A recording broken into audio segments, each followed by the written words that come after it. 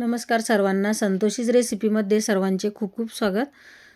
चला तर आज मी तुम्हाला मेथीची भरड भाजी म्हणजेच बेसन पीठ पेरून भाजी करून दाखवणार आहे. चला तर आता हिवाळ्याची मेथीची भाजी खूप छान येते. बघू शकता इथे अशा पद्धतीने मी मेथीची भाजी निवडून घेतली आहे. याला 2-3 पाण्याने स्वच्छ धुवून घ्यायचं आणि चिरून घेतली आहे बारीक. चला तर कढई ठेवली आहे. कढईमध्ये तेल टाकलं आहे. तेल थोडं जास्त लागतं या भाजीला. जिरे, मोहरी छान तडतडल्यानंतर खोडलेला लसूण टाकायचा. कुटूनही घेऊ शकतो लसूण आपण. लसूण छान लालसर झाल्यानंतर हळद टाकायची, लाल तिखट लाल आपण कमी जास्त करू शकता. छान परतल्यानंतर मेथीची भाजी चिरलेली आपण टाकून घ्यायची त्यावर.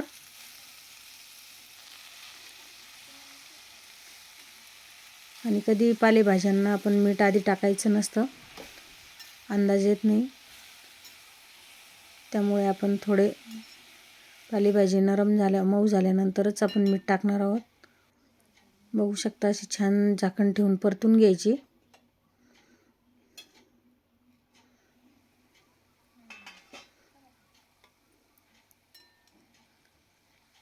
बघू शकता भाजी छान मऊ झालेली आहे.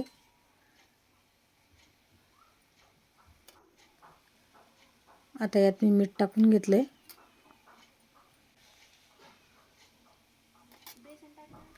मीठ टाकल्यानंतर इथे बेसन पीठ टाकून घ्यायचं.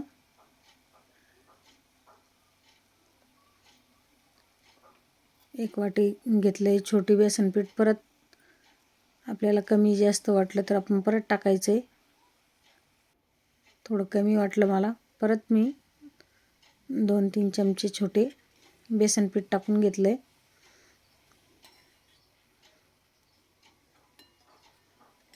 अशा पद्धतीने छान मिक्स करून घ्यायचं.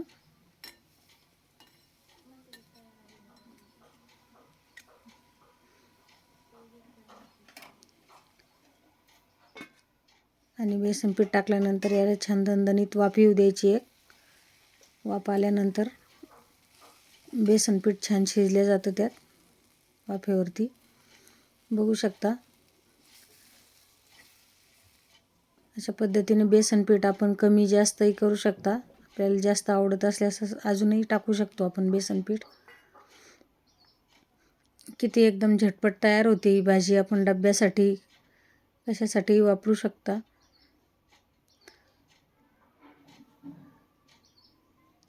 मुलं पण न खाणारी मेथीची भाजी खातात अशा पद्धतीने केल्यावर.